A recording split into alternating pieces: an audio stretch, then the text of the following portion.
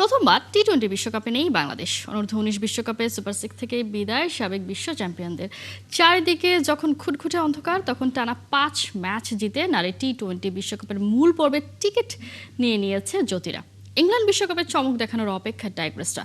ঠিক এমন সময় এলো খবর, এশিয়ান রাইফেল ও পিস্তল শুটিং চ্যাম্পিয়নশিপে অংশ নিতে দিল্লিতে দল পাঠানোর অনুমতি দিয়েছে যুব ক্রীড়া মন্ত্রণালয়। অথচ নিরাপত্তার কারণ দেখিয়ে ক্রিকেট দলকে অনুমতি দেয়নি সরকার। এখন লিটনরা যদি বলে এ কেমন বিচার, আমাদের দোষটা কোথায়? পিস্তল নেই তাই? আবার শুটিং টিম যদি বলে আমরা সংখ্যায় কম বলে কি আমাদের নিরাপত্তার কোনো দাম নেই? কি জবাব দেবেন আসিফ নজরুল? দর্শক, দেশের ক্রীড়াঙ্গনে ঘটে যাওয়া সবকিছু নিয়ে আলোচনা করতে চাই। স্টুডিওতে আমাদের সাথে আছেন ক্রীড়া সাংবাদিক ফয়সাল তিতুমির। শুভ সকাল ফয়সাল তিতুমির। এটা কেমন দ্বিচারিতা হয়ে গেল? এটা আসলে একটা ব্যাখ্যা দিয়েছে যুব ক্রীড়া মন্ত্রণালয়। মানে ব্যাখ্যাটা কি আসলে মানার মতো ব্যাখ্যা কিনা সেটা বলেন।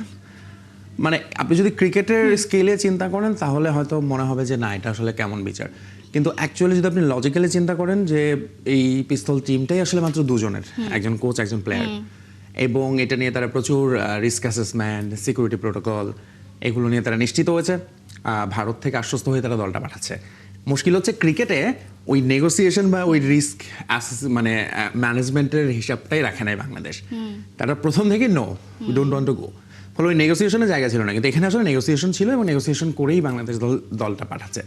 সো এই হিসাবে অবভিয়াসলি আসলে আপনি চাইবেন না যে সব রকম খেলা থেকে আইসোলেটেড হতে। সো ভারতে অবভিয়াসলি আরো অনেক রকম আয়োজন হতে থাকবে।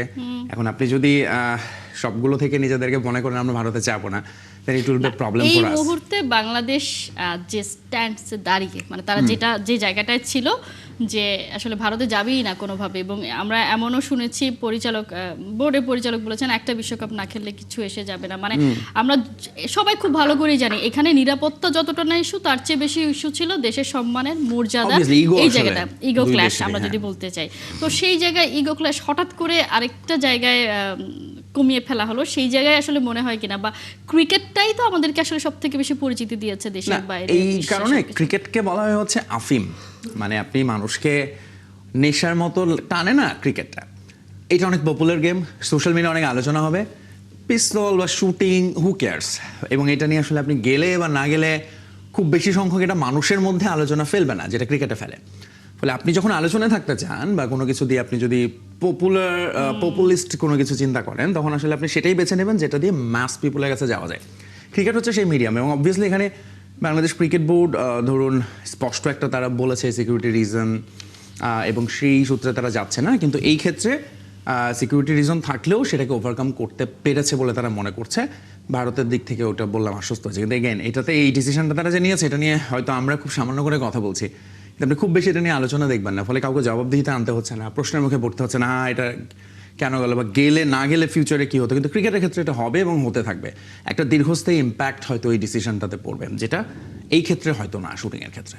নিশ্চয়ই। আমরা তো আসলে যতটা না এই বিশ্বকাপে বাংলাদেশ খেলতে পারলো না বলে আসলে আফসোস করছি, তার চেয়ে বেশি তো আসলে সবাই আমরা চিন্তা করছি দেশের ক্রিকেটটার কি হবে, মানে পরবর্তীতে যে ব্যাপারগুলো আসতে পারে সেটার জন্যই আমরা বেশি হয়তো শঙ্কায় আছি। কারণ বাংলাদেশ এমন একটা অবস্থানেই আছে, তাদের খুব বেশি শক্তি সামর্থ্য থাকলে 14-2 ভোটে তো আর বাংলাদেশ হেরে যেত না খুব স্বাভাবিকভাবেই সেই জায়গাটায়। এই মুহূর্তে আসলে কি অবস্থায় আছে দেশের ক্রিকেটে? অনেক কথা শোনা যাচ্ছে স্টিল নাও আমরা ঝুলছি, মানে আমাদের অবস্থান নিয়ে কোনো ঝোলার ব্যাপার নেই, মানে বিশ্বকাপ নিয়ে আলোচনা এখনো আছে। পাকিস্তান সেই বিষয়টাকে আসলে জিইয়ে রেখেছে, তারা নানাভাবে আলোচনায় আসার চেষ্টা করছে এবং সেখানে বাংলাদেশকেও আনা হচ্ছে খুব স্বাভাবিকভাবেই।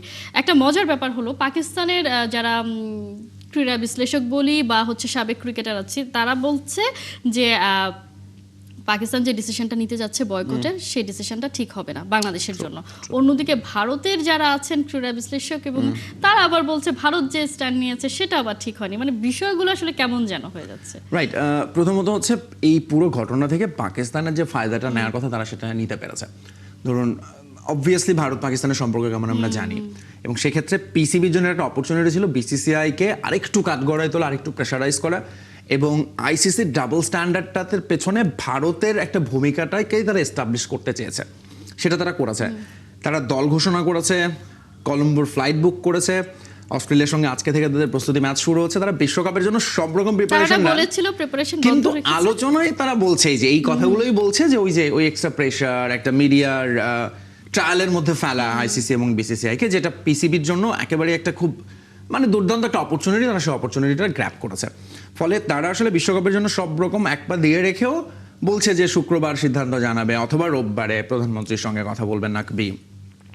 অন্যদিকে ভারতের ক্ষেত্রে এই জিনিসটা হচ্ছে আসলে যেটা আপনি বলছিলেন, তারা কিন্তু বেশ মজা করছে। ইন্ডিয়ান মিডিয়াগুলো বলছে যে খবরটা আমরাও হয়তো মজা করেই করেছি, যে পিসিবি না গেলে পাকিস্তান যদি উইথড্র করে সে জায়গায় বাংলাদেশ গিয়ে বিশ্বকাপটা খেলে, বাংলাদেশ স্ট্যান্ড বাই রেখেছে এবং তারাও ওই সুযোগটা নিচ্ছে যে একটু মক করা।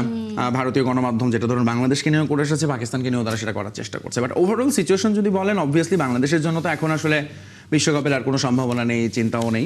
কিন্তু একই সাথে বিশ্বকাপ না হলে আসলে তারপরে কি হবে? আমরা জানি যে মার্চ থেকে আমাদের আবার ক্রিকেট সূচি আছে বিশ্বকাপের পরপরই, যেটা মানে হ্যাঁ, এবং সেই সিরিজগুলো খুব ইন্টারেস্টিং হবে। এবং একই সাথে পাকিস্তানের একটা ডিসিশন অবশ্য হয়তো তারা জানাবে, বিশ্বকাপ বয়কট না করলেও ভারত ম্যাচের একটা কোনো সিদ্ধান্ত তারা জানাতে পারে, যেহেতু টেকনিক্যালি এই ম্যাচের ফলাফল হয়তো তাদের পরের রাউন্ডে যাওয়ার ক্ষেত্রে কোনো প্রবলেম বা কোনো বাধা হবে না, সেক্ষেত্রে তারা এরকম একটা ডিসিশন নিলেও নিতে পারে। এই ম্যাচটা তারা আসলে জিতবে সেই সম্ভাবনা খুবই ক্ষীণ, সেই কারণে হয়তো এই ম্যাচটাকেই তারা ক্যাশ করার চেষ্টা করবে। কিন্তু আরো একটা ব্যাপার আছে, এই ম্যাচে যদি কোনোভাবে তারা বয়কট করে একটা ম্যাচও, তাহলে তো তারা নিয়ম ভাঙবে। চুক্তি তো আছে, কারণ তারা হাইব্রিড মডেলই তো গিয়েছে, বা তাদের মতো চাওয়া মতোই তো আসলে আইসিসি সবকিছুই পূরণ করেছে।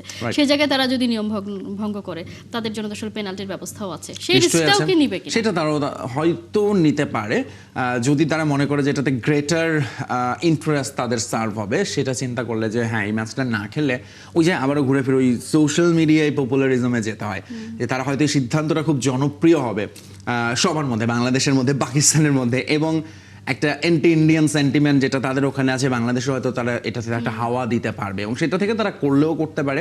কিন্তু সেটার জন্য একটা প্রপার রিজন তাদের দেখাতে হবে, আমরা কেন খেলবো না, কিসের প্রতিবাদে। কিন্তু আসলে পাকিস্তান যে বাংলাদেশকে সাপোর্ট করবে এই ঘটনা, এটা আসলে ওই যে আপনি যেটা বললেন 14-2, কারণ অন্য কারোর সঙ্গে আসলে সরাসরি ভারতীয় ক্রিকেট বোর্ডের এরকম কোনো কি বলে ওটাকে মানে এই সিচুয়েশনটা নেই, একেবারে মুখোমুখি অবস্থান যেটা পিসিবির সঙ্গে আছে। ফলে তারাই অপরচুনিটিটাই নিয়েছে। এবং এগেন ভারতের সঙ্গে ম্যাচটা, হ্যাঁ ওটা একটা আসলে এখন হয়তো তারা যদি একেবারে সর্বোচ্চ রাষ্ট্রের কর্মকর্তা বলে বসেন যে না ভারতের সঙ্গে ম্যাচ তোমরা খেলো না, কিন্তু এটা আসলে খুব গ্রাউন্ডটা তাদের খুব বেশি শক্ত নেই যে আমরা হ্যাঁ এই সিদ্ধান্তের প্রতিবাদে আমরা খেলছি না। কিন্তু সেটা আসলে কতটুকু শক্ত, বরং মানুষ ওটাই মনে করবে ও আচ্ছা ভারতের সঙ্গে বরং তারা যেহেতু আগে জানে রেজাল্টটা ডিফিকাল্ট হতে যাচ্ছে, সো ম্যাচটা তারা খেললো না। যেটা আমরা রিপোর্টেও দেখছিলাম খালেদ জামিলের, যে এক ঢিলে আসলে দুই পাখি মারারও একটা সুযোগ আছে তাদের সামনে। নিশ্চয়ই। কিন্তু সেই বৈঠকে কিন্তু আমরা দেখেছি যে পাকিস্তানের প্রধানমন্ত্রী তিনি একটা ব্যাপার আন্দাজ মানে বলেই রেখেছেন, আভাস দিয়ে রেখেছেন যে সব পথ খোলা রেখে তবেই ডিসিশন নিবে। তার মানে বোঝায় যে আসলে তারা খুব বেশি তারা কঠিন কোনো পদক্ষেপ যে আসলে তারা নেবে না। আমরা যদি একটু আসি যে একজন আপনি তো ক্রীড়া সাংবাদিক ছিলেন, সব সময় ম্যাচ দেখেন, বা বাংলাদেশ যে এবার খেলতে পারলো না টি-20 ওয়ার্ল্ড কাপ, মানে পার্সোনালি বা সামগ্রিকভাবে আসলে এইটা কতটা আফসোসের জায়গায়? কারণ এই মুহূর্তে যদি আমরা দেখি 3 ফরম্যাটের মধ্যে বাংলাদেশ কিন্তু রিসেন্টলি টি-20তেই ভালো খেলছিল, টি-20তে ভালো খেলছে। এখন ধরুন বাংলাদেশ সেই মানে একটা টি-20 ওয়ার্ল্ড কাপে বাংলাদেশ মিস করেনি, সবগুলোতে খেলেছে, প্রথমে তো মিস করতে যাচ্ছে। কিন্তু ওই প্রশ্নটা আসলে বড় করে আসে, বাংলাদেশের আসলে অর্জনটা কি, টি-20 বিশ্বকাপ থেকে কি অর্জন করতে পেরেছে? এশিয়া কাপে কোনো ট্রফি নেই, ওয়ার্ল্ড কাপে কোনো ফরম্যাটেই বাংলাদেশের কোনো বৈশ্বিক অর্জন নেই। সেই হিসাব করলে হয়তো মনে হতো আচ্ছা একটা বিশ্বকাপ খেলছে না বাংলাদেশ, এবং আমাদের ক্রিকেটারদের যে পারফরমেন্স তাতে আসলে হয়তো বা। কিন্তু একটা জিনিস হচ্ছে কি, আপনার আসলে প্রেজেন্সটা এরকম বড় মঞ্চে আপনার প্রেজেন্সটা যখন না থাকে, এটা আসলে আপনাকে নানাভাবেই পিছিয়ে দেবে।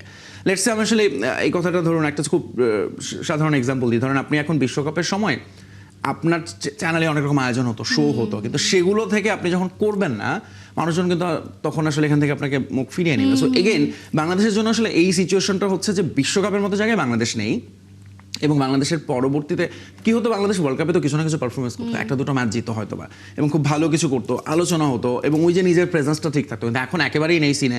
সেখানে স্কটল্যান্ড এসে খেলছে, আগামীবার থেকে তার মানে বাংলাদেশকে কোয়ালিফাইং খেলতে হবে, এবং বাংলাদেশের গ্রহণযোগ্যতার জায়গাটাই বাংলাদেশ অনেকটা পিছিয়ে যেতে পারে।